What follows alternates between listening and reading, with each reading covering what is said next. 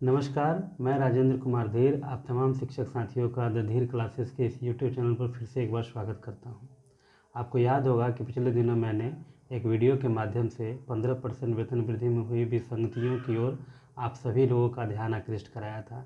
मैंने उस वीडियो में मैथमेटिकल कैलकुलेशन के माध्यम से आपको ये समझाने का प्रयास किया था कि किस प्रकार पे मैट्रिक्स को बनाने में मानक नियम है उसके साथ छेड़छाड़ करके 1200 वेतन का नुकसान हम लोगों का कराया गया था। वैसे तो शिक्षकों से संबंधित बहुत सारे मुद्दे हैं जिनके बारे में जानकारी आप लोगों तक पहुंचनी चाहिए, लेकिन मैं प्रयास कर रहा हूं कि एक एक मुद्दों को छोटे छोटे वीडियो के माध्यम से आप तक पहुंचा सकूं। आज मैं फिर आप लोगों के बीच एक समस्या को रखने जा रहा हूं जो शिक्षकों से संबंधित है। आपको ध्यान होगा कि 1 जुलाई 2013 के बाद जो शिक्षक नियुक्त हुए थे उनका वेतन 1 जुलाई 2016 से पहले नियुक्त शिक्षकों के वेतन के लगभग बराबर है। कुछ जिलों में तो ऐसा देखा जा रहा है कि 6 माह तक इन शिक्षकों का वेतन एक समान रहता है और अगले 6 माह के लिए वेतन में अंतर आ जाता है। आखिर ये किस वजह से होता है? कौन सा नियम इन शिक्षकों के वेतन को प्रभावित किया? आइए उस बारे में हम लोग विस्तार से चर्चा करते हैं। साथियों, 1 जुलाई 2015 एक ऐसा डेडलाइन है जिससे पूर्व सभी नियोजित शिक्षकों को जो पारिश्रमिक मिलता था वो मानदेय के रूप में मिलता था, लेकिन एक लंबे संघर्ष के बाद हम लोग 1 जुलाई से कमेटी द्वारा अनुशंसित वेतनमान पा रहे हैं। उस अनुशंसित वेतनमान की जो अधिसूचना जारी हुई थी जिसका लेटर नंबर 1530 है, जो बहुत ही फेमस है शिक्षकों के बीच में, उस 1530 की अधिसूचना में कुछ ऐसे प्रावधान कर दिए गए जो प्रावधान शिक्षकों को डायरेक्ट प्रभावित करता है। आइए हम उन प्रावधानों को जानते हैं।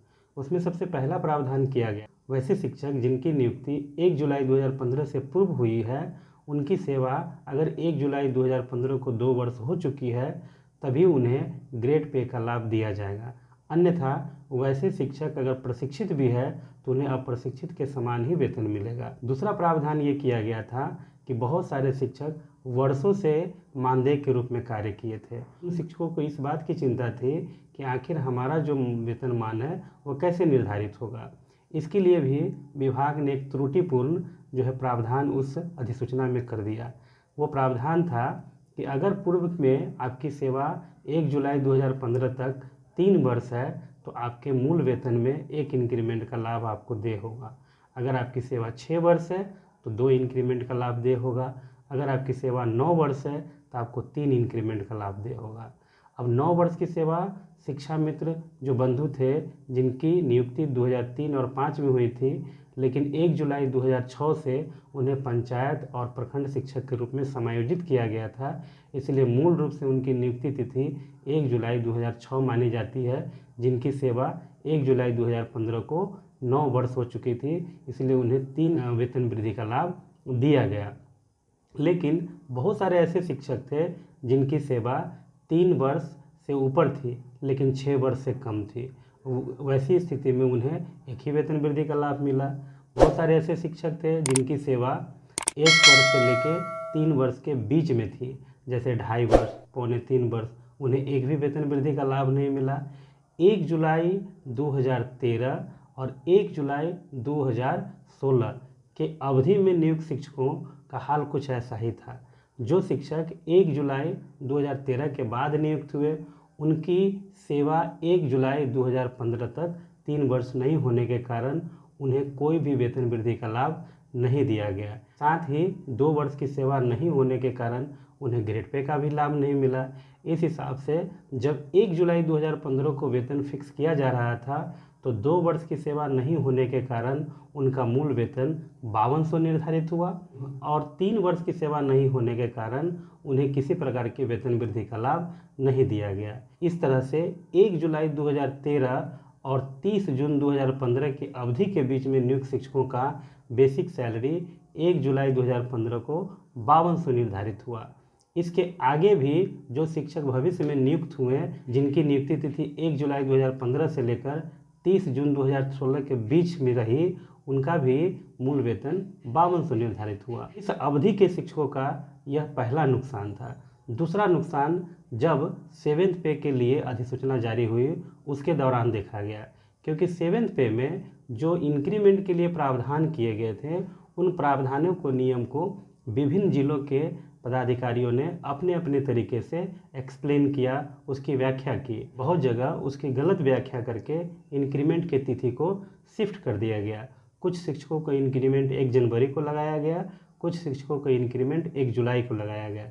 ऐसा इसलिए हुआ क्योंकि बहुत जगहों पर विभिन्न शिक्षक संगठनों ने भी पदाधिकारियों के इस कुकृत्य में साथ दिया। पदाधिकारियों का ये कहना था कि यदि किसी शिक्षकों की सेवा 2 वर्ष पूरी हो रही है और उन्हें उस तिथि को ग्रेड पे का लाभ दिया जा रहा है, तो अगले 6 माह के अंदर उन्हें इंक्रीमेंट का लाभ नहीं दिया जा सकता। ये एक ऐसा नियम था जिसकी व्याख्या सब लोग अपने अपने तरीके से किए। मैं इस बिंदु पर एक वीडियो बनाकर इसके संबंध में विस्तार से जानकारी आप तक पहुंचाने का प्रयास करूंगा। फिलहाल मैं इस बात को यहाँ क्लियर करना चाहता हूँ कि इन 2 प्रावधानों की वजह से 1 जुलाई 2013 से लेकर के 30 जून या यूँ कहें 1 जुलाई 2016 के बीच में जो भी शिक्षक नियुक्त हुए, अमूमन सभी शिक्षकों का वेतन या तो 6 माह के लिए समान है या 6 माह के लिए अंतर है। तो आज की वीडियो में साथियों इतना ही। आगे जब कभी भी आपको टीचर से संबंधित अगर कोई इन्फॉर्मेशन, सटीक जानकारी चाहिए तो आप द धीर क्लासेस की इस यूट्यूब चैनल को सब्सक्राइब कर लीजिए। बगल में जो बेल बटन है उसको दबाइए और इस वीडियो को अधिक से अधिक शेयर कीजिए। जब कभी भी आपको शिक्षक से संबंधित जो सटीक, सही, नियमानुकूल जानकारी, नियम के प्रावधानों की व्याख्या से संबंधित कोई भी वीडियो मैं यहाँ अपलोड करूँगा तो इसका नोटिफिकेशन आपको मिल जाएगा। Good night, take care.